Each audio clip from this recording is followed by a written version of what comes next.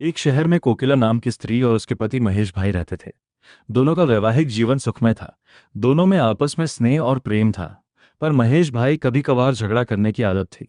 परंतु कोकिला अपने पति के क्रोध का बुरा न मानती थी। वह धार्मिक आस्था और विश्वास वाली महिला थी। उसके पति का काम धंधा भी बहुत अच्छा नहीं था।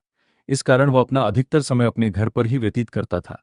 समय के साथ काम में और कमी होने पर उसके स्वभाव में और अधिक चिड़चिड़ापन रहने लगा। एक दिन दोपहर के समय कोकिला के दरवाजे पर एक वृद्ध महाराज आए। उनके चेहरे पर गजब का तेज था। वृद्ध महाराज के भिक्षा मांगने पर उसे दाल चावल दिए और दोनों हाथों से उस वृद्ध बाबा को नमस्कार किया। बाबा के आशीर्वाद देने पर कोकिला के मन का दुख उसकी आंखों से छलकने लगा। इस पर बाबा ने कोकिला को श्री साई व्रत के बारे में बताया और कहा कि इस व्रत को 9 गुरुवार तक एक समय भोजन करके करना है, पूर्ण विधि विधान से पूजा करने और साई बाबा पर अट्टू श्रद्धा रखना। तुम्हारी मनोकामना जरूर पूरी होगी। महाराज के बताए अनुसार कोकिला ने व्रत गुरुवार के दिन साई बाबा का व्रत किया और 9वें गुरुवार को गरीबों को भोजन भी दिया। साथ ही साईं पुस्तकें भेंट स्वरूप दी। ऐसा करने से उसके घर के झगड़े दूर हो गए और उसके घर की सुख शांति में वृद्धि हुई। इसके बाद दोनों का जीवन सुखमय हो गया। एक बार उसकी जेठानी ने बातों बातों में उसे बताया कि उसके बच्चे पढ़ाई नहीं करते, यही कारण है कि परीक्षा में वे फेल हो जाते हैं। कोकिला बहन ने अपनी जेठानी को श्री साई बाबा के 9 व्रत का महत्व बताया। कोकिला बहन के बताए अनुसार जेठानी ने साई व्रत का पालन किया। उसके थोड़े ही दिनों में उसके बच्चे पढ़ाई करने लगे और बहुत अच्छे अंकों से पास हुए। साई बाबा 9 गुरुवार व्रत। साई बाबा व्रत को कोई भी साधारण जन कर सकता है। यहाँ तक कि बच्चे भी इस व्रत को कर सकते हैं। साई बाबा अपने भक्तों में किसी प्रकार का कोई भेदभाव नहीं करते हैं। उनकी शरण में अमीर गरीब या किसी भी वर्ग का व्यक्ति आए उसकी कार्य सिद्धि अवश्य पूरी होती है।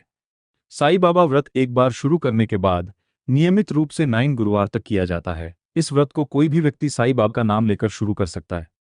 व्रत करने के लिए प्रातः स्नान करने के बाद साई बाबा की फोटो की पूजा की जाती है। साई बाबा की फोटो लगाने के लिए सबसे पहले पीले रंग का वस्त्र बिछाया जाता है। इस पर साई बाबा की प्रतिमा या फोटो लगाई जाती है। इसे स्वच्छ पानी से पोंछकर इस पर चंदन का तिलक लगाया जाता है।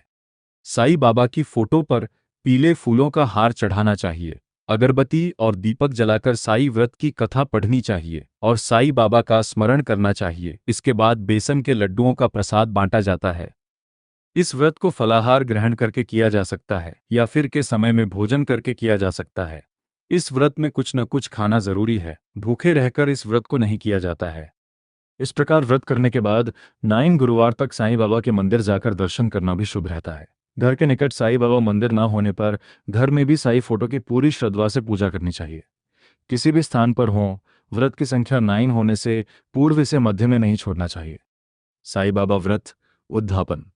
शिरडी के साईं बाबा के व्रत की संख्या 9 हो जाने पर अंतिम व्रत के दिन 5 गरीब व्यक्तियों को भोजन और सामर्थ्य अनुसार दान देना चाहिए। इसके साथ ही साईं बाबा की कृपा का प्रचार करने के लिए 7, 11, 21 साई पुस्तकें अपने आसपास के लोगों में बांटनी चाहिए।